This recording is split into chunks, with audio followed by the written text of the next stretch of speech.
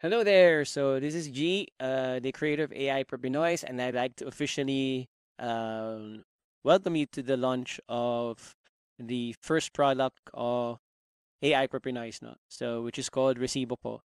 Resibo Ko is a expense tracker. So Filipino expense tracker. So kinuha ko yung context ng pagiging Pinoy, no? So may kakaiba siya sa ibang expense tracker because kinontextualize ko siya in for example in getting expenses for mga jeepney ride, tricycle ride, yung mga sari-sari store, yung mga karinderya na walang binibigay na resibo, no? So, ito yung underground economy natin. So ito siya, no? So this is a proud product. It's already Google verified. It's just not a mobile application. It's a PWA, meaning you can browse it over the website or the let's say your Chrome browser or Safari browser, whatever browser you're using. But you can actually also install it as an application in your Android phone or your iOS phone. So it will just there will be just an icon that you can just click and it will just install it into your Android or iPhone. So either way. So anyway, explain natin kung ano ba yung resibo ko, no? So pretty super proud ako sa resibo ko. So I'll do a deep dive. This is gonna be a deep dive uh discussion or sharing of what the application can do for us Filipinos. And at the same time, yung background kung bakit siya ginawa and the other tools. So I'll give you a rundown of everything. So this is the landing page. You can actually visit Resibo Ko via the HTTPS resiboco.today. Ang tagline dito is master your gastos one step snap at a time, no?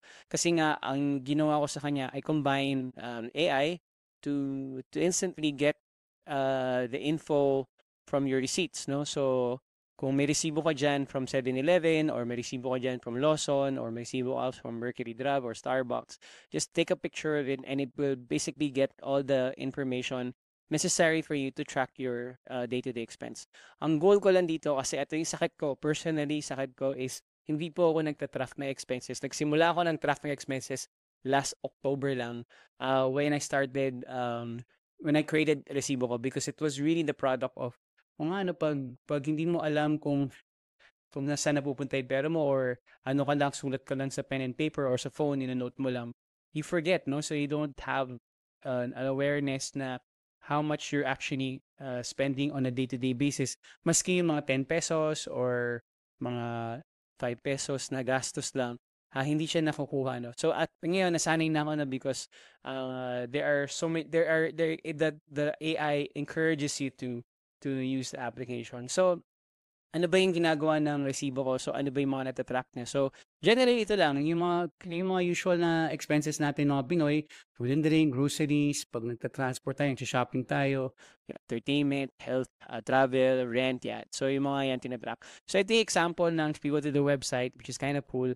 May ginawa talaga siya. It's very instant yung kanya pag-capture ng expenses. So, kung ayaw mo siyang picturean, kung ayaw mo siyang upload, pwede mo naman siyang picturean, pwede mo siyang kausapin. So there's a voice function. You can just dictate any expenses na meron ka for the day and it will just log in all those expenses. Ay kung ayaw mo rin magsalita, pwede mo rin check type manually nun. So you can actually monitor your expenses on a day-to-day basis, daily, weekly, monthly, quarterly, yearly, or makikaming all of your expenses. No? Ang pinaka-coolest feature na meron siya is yung AI buddy mo which I called Piso, no? So si Piso is a Russian financial coach, analyst rin. So i-analyze niya yung spending habits mo para malaman mo rin kung saan ka pwede makatipid. So ako sa akin kasi every time I use it, lagi siya nagsasabi sa akin kung bakit ako malakas gumastos ng kape sa Starbucks. So ito na yung amount na ginastos mo for the week for Starbucks na pwede mo naman babaan or pwede mong i-invest somewhere sa emergency fund, etc. etc. So which is kind of ano holds barred to yung tong si Piso, no. So he will explain and he will tell you where you can and where you can save and where you can um improve on your spending habits, no. So madali lang naman siya. So it's just basically you just create an account, use going through this website, no? So, ang saan kasi minsan, di ba, meron tayong mga resibo na nakalagay sa bag or sa mga wallet natin, tapos minsan nagfe-fade na yun, no? So, basta ito, ang goal niya is on a day-to-day basis, if you can track it, mas maganda siyang, mas makita mo talaga kung ano yung expenses mo. So, it really builds on to the habit. So, once na-create ka ng account, simple lang, magkakaroon ka ng like this na dashboard. So, ito niya, papakita ko sa inyo kung how it would look like. So, this is how it would look like. This is on the web platform. So, I'm sharing this on the web platform, but you can actually view this. This is actually designed for the mobile device, no? So, on the platform, you would see ano yung status mo. So, currently ako yung, since ako yung gumawa, so naka-unlimited lifetime tayo. But meron akong makikita ng orange bar dito. I'll explain that later. But ito yung pinaka-highlight, yung first section. So, this is where you transact, no? So, you can upload a receipt. You can use your camera as well, or pwede ka mag-manual type or mag-record ng voice na lang. So, i-dictate, ilalagay naman yan. It auto selects also anong klaseng category siya. So, meaning, ito yung mga category na pwede niyang i-classify for your expenses. So, siya na mismo mag-classify for you. You don't even have to do this. But, pag manual, ikaw na bala mamili naman. So yan po siya, no? So, that's the first. And then the second is your transaction history. So, the transaction history shows you on your day-to-day expenses. For example, ito, Bakal Gym membership. So, kasi sa lugar ko, Bakal Gym lang meron. Ayan, so meron dito bibili ako ng dinner. So, pangalan, skinan ko yung resibo, ang pangalan ng business talaga nila is Golden Blooms. Pero ito ang binili ko talaga dito is yung chicken skin na na meal din. So, you can actually see today's expenses. You can see your weekly expenses, monthly, quarterly, yearly, and all extra expenses. No? And the transaction history, you can actually download. If you want to send this to your accountant, you can actually download the CSV file, no? Another component is you can actually sync it to your Google Sheets, no? So, this is kumbaga, this is a collab, or this is the utilizing the tools of Google. So, you can just connect it if you want lang naman. This is an option. Kung balak mong ilagay sa Sheets para makita na accountant mo rin, you can actually sync it, no? You can actually remove the connection then by clicking on the X, no? And the third final component, which I think is the most important one as well, is yung si Piso, yung AI assistant, no? So, dito makita mo sa kanya yung, pag may dalawa kang options, pwede mo siyang sa tanongin ang nangyari sa pera ko. So, ang gagawin niya is it will go through all your expenses and give you tipid opportunity. So, saan ka pwede makapag-save, no? And it will depending on where your biggest expenses are, or where you're saan ka nagkakaroon ng gastos na hindi mo napapansin, lalabas na dito. The other one, you can actually use the pre-written questions naman, or you can type yourself, no? So, pwede ka magtanong sa kanya, let's say, show me my expenses, or what was the galan?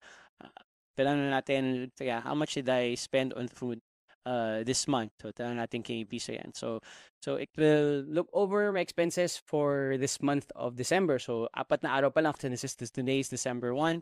So, titignan niya yung December 1, 2, 3, and 4. No? Titignan niya kung ano yung mga pinagastusan ko for food. No? So, yan. So, kumusta Piso here? Salasagipin natin. So, this is the transaction, food and dining. So, ayan. So, total gastos mo for ngayong December is 1,465. Medyo mataas ang Grab Food at Caution Hot Noodles. See? Pati Caution Hot ko, pero okay lang yan. Minsan kailangan natin i-treat ang sarili. Ang galing mo kasi mag-track na expenses. Keep up the good work, no? So, for me, aware sa spending habit mo. Laban, no? So, this is why I really enjoy using Receivable, because of the insights that Piso gives. So, it makes me also aware that where I'm actually spending too much. I think I spent too much on Grab deliveries nga naman. But yeah, so this is a snapshot. The additional feature that I included in the resibo ko for us to build on the habit is similar to Duolingo. Kunyari, gumagamit ka ng Duolingo. Pag lagi mo siyang ginagamit, meron kang points na nakukuha. So, ito may mga rewards ka na makukuha. So, as you can see here, lalabas yung rewards mo. So dito 7 days na ako dire-diretso kasi kakadalagay ko lang to ng kakagawa ko lang ng uh, uh, feature na to sa resibo ko. So, kaya 7 days ago pa lang siya talaga nag-start. And this is already the rewards, no? So, and it will explain, I'll explain naman how you can get these rewards, no? So, in these rewards, you can, if you click on that icon, you can see your rewards section, and then it will explain how to earn the rewards, no? So, let's say may nagkasakit ka, hindi ka nakapag-track. So, pwede mo gamitin yung streak freeze, no? So, gagawin niya, i-maintain pa na niya yung streak mo, na para hindi siya mawala.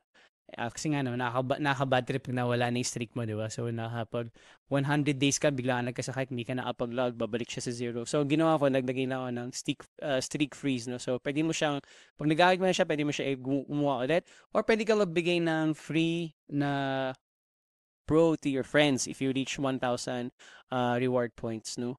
The other component is you can also earn points. Ayaw mong magbayad for the resibo. You can technically use this, no?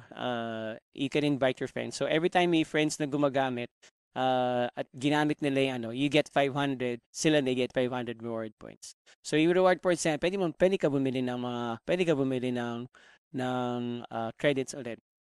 So yeah, so this is in a snapshot.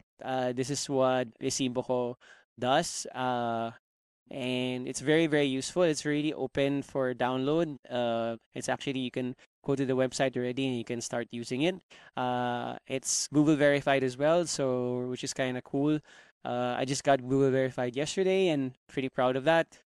So it uses the so there's no way you can see, I can see your trends, no? So hindi ko nakita yan, no? But it's actually doesn't save your receipts. So it just captures the information from those receipts. So wala sinasave na receipts then. So anyway, if you have any questions, you can go to Resibo Call today. You can just message us there, or you can actually go to AI for Pinoys and join the community there, where you can have access to all the different applications that I created, no, for Filipinos, no. So yeah, and so try nyo lang. I hope you guys start building also the financial habit of tracking your expenses para mabangga nyo rin on your also in your income, no. So having good financial habits will go a long way when it comes to a much more financial stable life, no. So yeah, so thank you so much, and I hope you guys um ang tawag dito, I hope you guys check out Resibo ko and try it yourself. So see you there. Bye bye.